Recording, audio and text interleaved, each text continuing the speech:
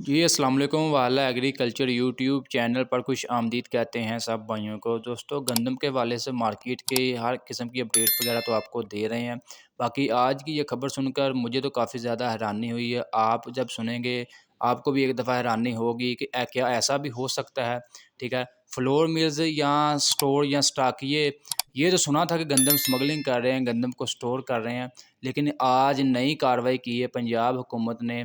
Secretary खुराक मोहम्मद जमान वट्टू का deputy commissioner Gujranwala के हमरा नौशहरा दरगाह में छापे मारे हैं 19 राइस मिलों से। ठीक है ना, 19 राइस मिलों से 1,63,128 गैर कानूनी गंदम की बोरियां जो हैं वो बरामद हुई हैं।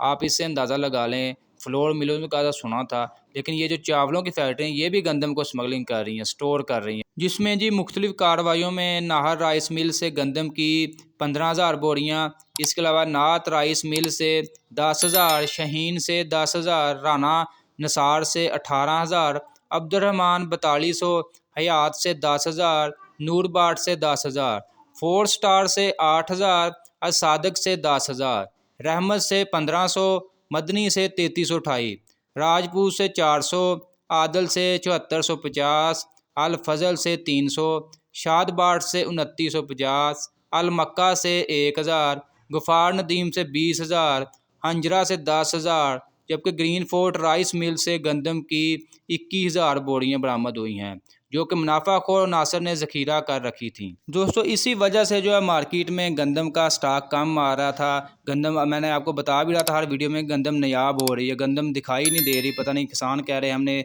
ज़मींदार कहता है हमने सेल कर दी है, मार्केट वाले कहते हैं हमारे पास आई नहीं है। तो गंदम जा कहाँ रही थी, वो ऐसे गायब होती है गंदम मार्केट से, इसी वजह से गंदम शार्ट होती है।